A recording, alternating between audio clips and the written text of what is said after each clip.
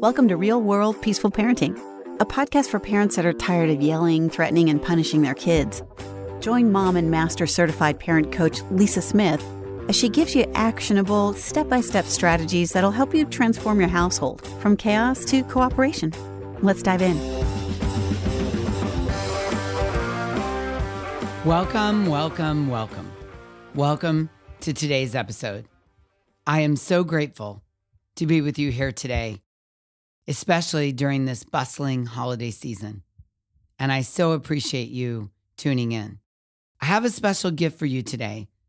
We're revisiting one of our most downloaded episodes of all time, and let me tell you why. As we head into the holidays around the world, I know many of us are feeling the pressure. You know, our kids seem to listen even less, our patience grows thinner, and chaos feels amplified. In some instances, stress is at an all-time high. And that's exactly why I wanted to share this episode with you again. Whether you're listening for the first time or joining me for a refresh, this message about why our kids struggle with listening is absolutely transformative. It's the kind of perspective shift that can change everything, especially during the holiday season when we need it most. You see, understanding why our kids don't listen isn't just about improving communication. It's about developing deeper empathy, strengthening our connection, and bringing more peace into our homes. And let's be honest, who doesn't want more peace during the holidays? Yeah? So consider this one of my holiday gifts to you, a powerful reminder that will help you navigate the upcoming weeks with more understanding and less frustration. Are you ready? Let's dive in. Today, we're going to talk about being great at things. And let me start by asking you a question. What are you great at? Think about that for a moment and just shout your answer out loud. What are you great at? Are you great at your job? Are you great at grilling? Are you great at singing? Are you great at lifting weights? What are you great at? And I ask this because it's really something important to think about when it comes to parenting. Are you familiar with Malcolm Gladwell's principle that it takes about 10,000 hours of deliberate practice to be world-class at something? Most of us know that to be great at something, we have to put in the focus, the effort, and the time, right? Rinse and repeat over and over and over again. Let me give you some examples. Want to be a ranked tennis player? You got to be on that court playing matches all the time. Working on your serve, working on your return, getting stronger. You've got to put the 10,000 hours in. Want to excel as a chef? You got to chop thousands of onions. Just ask Julia Child, right? Want to be the last person standing in Fortnite? Your kids will be the first to tell you that in order for that to happen, you got to play a lot, right? Piano, chess, soccer, knitting, parent coaching, writing, scrapbooking. The list can go on and on and on. You get the idea, right? Let's look at one of my personal mentors. One of my biggest mentors is, and this might surprise you, TB12. I am a big TB12 fan. Tom Brady, the GOAT, winner of 7 Super Bowls, right? And I'm not a fan of Tom's because he's flashy or good looking. I'm a fan because Tom Brady is the epitome of 10,000 hours of deliberate practice. I mean, come on. No one can dispute this. And at this point, whether you're a TB12 fan or not, you're probably shaking your head going, yeah, I see where you're going with this, Lisa. And yet at the same time, you might be wondering, okay, but what does any of this have to do with my parenting? Stay with me. Recently, I was working with one of my one-on-one clients who has 2 small children. She has a daughter that's about to turn 1 and a little boy that just turned 3. And this mom is amazing. She's really dedicated to peaceful parenting. She works mindfully at it. So in one of our sessions, she was talking about how she feels triggered because her 3-year-old son doesn't listen to her. Can you relate to this? I mean, hashtag the struggle is real, right? So she said what really bothers her is how easily frustrated she is when her son doesn't listen. She gets frustrated with him, but she gets even more frustrated with herself for being frustrated with him. And she doesn't like it. So we dug into this and we talked about what she could do. And the conversation went like this. I said to her, let me ask you this. When your 1-year-old daughter doesn't answer or doesn't listen to you, why do you not get frustrated with her? And my client was like, Lisa, seriously?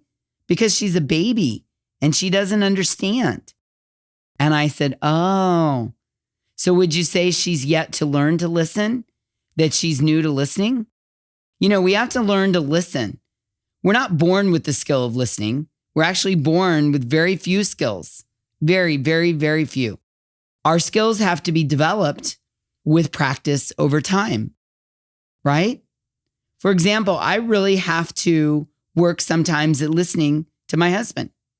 I was telling my client, sometimes I don't want to listen, or I'm tired, or it's hard to pay attention. And I have to really work at the skill of listening. My client laughed and she said, yeah, I do the same thing. I said, yes, but isn't it interesting that we expect our kids to listen well, all the time, the first time, constantly, and be great at it? And you know, the thing is, at 3 years old, he's just learning how to listen. He doesn't have the competency yet. He doesn't have the 10,000 hours in yet to be great at something. I said to her, at 3, he's maybe 200 hours into listening? Maybe? And she said, oh, Lord, this kid is maybe at best 100 hours into listening. And I said, okay, so let's put this in perspective. He's got like another 9,900 hours of deliberate practice at listening before he's even going to begin to approach world-class listening. My client said, wow, I think you just put this in perspective for me. He is learning how to listen, and I'm expecting him to already be great at listening the first time, every time. She said, I think I just needed to hear that. I said, yeah, we forget. As parents, we lose perspective. I do it all the time. We all do it. I said, I think that's why parenting can be so triggering, because it's such a mirror to ourselves and our complex emotions. I told her, just remember that your 3-year-old is only 100 hours into his 10,000 hours. He doesn't know how to listen yet. He's learning and growing and developing the skill of listening. So then the question we all have to ask ourselves is, how do I react? How do I show up? How do I support my kid? And how do I model for them while they're building a competency, while they're putting their 10,000 hours in? I really want you to think about this. How do you want to support your child or children when they're building a skill? Like, really think about this for a minute. As adults to adults at places like work or with friends or strangers, or maybe in our volunteer life, how do you approach, manage, coach, and support those that are learning something new? If you train people at work, or you coach your son's t-ball team, or you volunteer at your daughter's Girl Scout, or you help out with the PTA, how do you approach, manage, coach, and support those that are learning something new? If we're honest with ourselves, many of us afford newbies patience, grace, and understanding. Our brains automatically see that they're new at something and they've just got to work at it over and over and over again to get to their 10,000 hours of deliberate practice, right? And yet at home, sometimes we don't have the same empathy, patience, encouragement, and understanding for our kids as they learn something new. And think about this for a minute.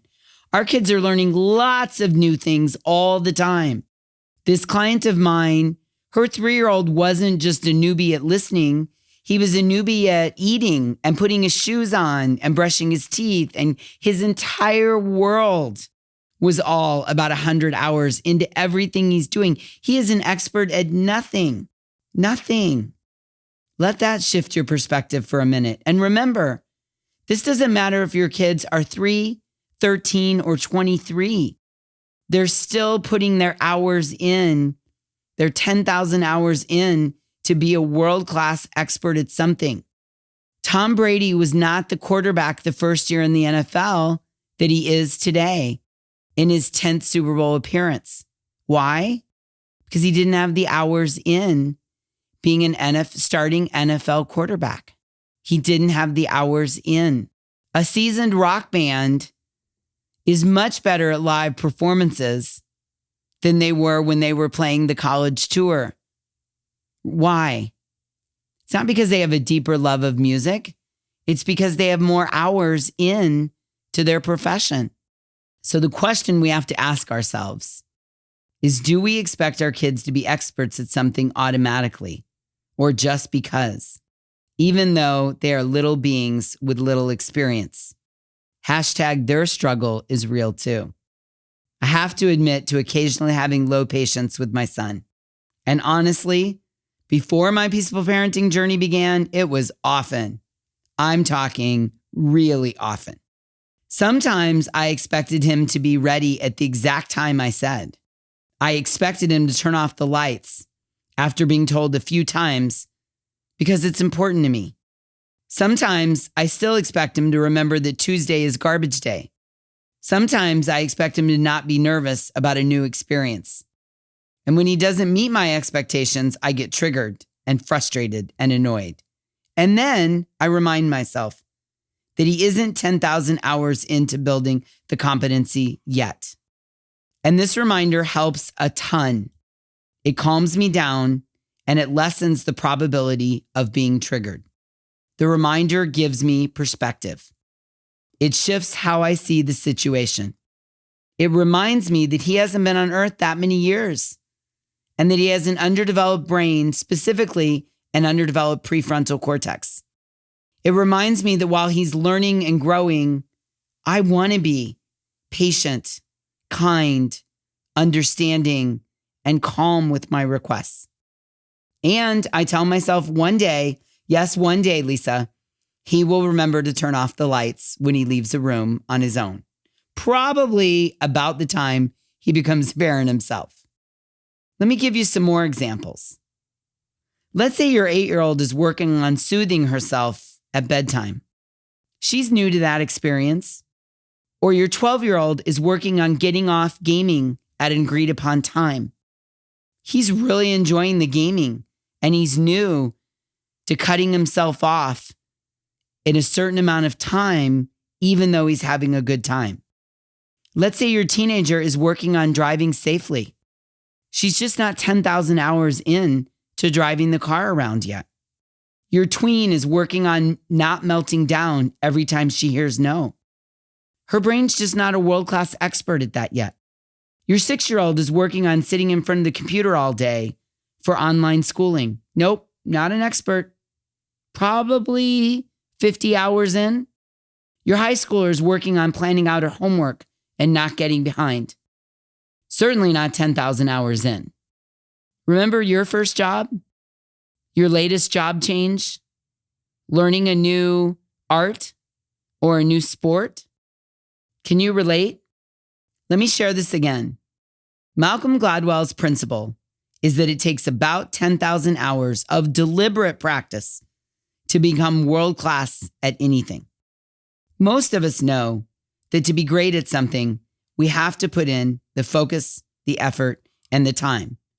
We have to rinse and repeat over and over and over again. If this resonates with you, I encourage you to keep this at the front of your mind and let it shift your parenting perspective. Let it shift how you view your requests. Let it shift how you view your child's performance. And as real-world peaceful parents, your homework this week is to keep asking, keep making the requests, keep encouraging the listening, asking him to turn off the lights, ask him not to splash the water, ask him to pick up the toys, ask him to get off gaming at the agreed upon time, ask him to stay on Zoom rather than running around the room, ask him to put the phone away during class, etc. Just do it from the new perspective that creates connection, empathy, and understanding. Remind yourself that they're not world-class experts at anything at this point, and approach it from a perspective that creates connection, empathy, and understanding. #progress, not perfection. You in? Can I count on you? Can your kids count on you? I love it. Before we wrap up today, I have another holiday gift to share with you. I'm hosting 2 special free events called Q&A with Lisa Smith, and I'd love for you to join me. Are you ready to transform your holiday season from chaotic to connected? Are you ready to create those magical moments with your kids that you've been dreaming of? Maybe you're wondering how to maintain peaceful parenting through family gatherings, changing routines, and big emotions, yours and your kids. Yeah? Time and time again, parents come to me feeling overwhelmed by the challenges of modern parenting, especially during the holidays. The constant power struggles, the disconnection, the guilt over losing your cool, the feeling that these magical moments are passing you by. So with that in mind, I'm offering 2 free 90-minute coaching sessions where you can bring specific questions and challenges that are going on right now in your home, and I will help you navigate through them. Together, we'll explore how to create genuine connection, how to handle triggers with grace, and how to truly enjoy this special time with your family. On this live call, I'm going to be sharing practical tools and strategies, plus offering live coaching to help you transform your holiday season into magic. So this is how this works. You have 2 opportunities to join me for free. Tuesday, December 17th at 8 a.m. Pacific, 9 a.m. Mountain, 10 a.m. Central, and 11 a.m. Eastern Time. And the second opportunity will happen on Thursday, December 19th at 4 p.m. Pacific, 5 p.m. Mountain, 6 p.m. Central, and 7 p.m. Eastern Time. And here's something extra special. Don't miss this opportunity. Head to thepeacefulparent.com/coaching to reserve your seat for either of both sessions. And it's absolutely 100% FREE. Remember, this upcoming holiday season isn't just about surviving. It's about creating more meaningful connections and joyful memories for you and your kids. I can't wait to connect with you live and help make this holiday season your most peaceful yet. And absolutely feel free to bring a friend. The more, the merrier. I'll see you there. And until next time, I'm wishing you peaceful parenting. Thanks for listening to Real World Peaceful Parenting. If you want more info on how you can transform your parenting, visit thepeacefulparent.com. See you soon.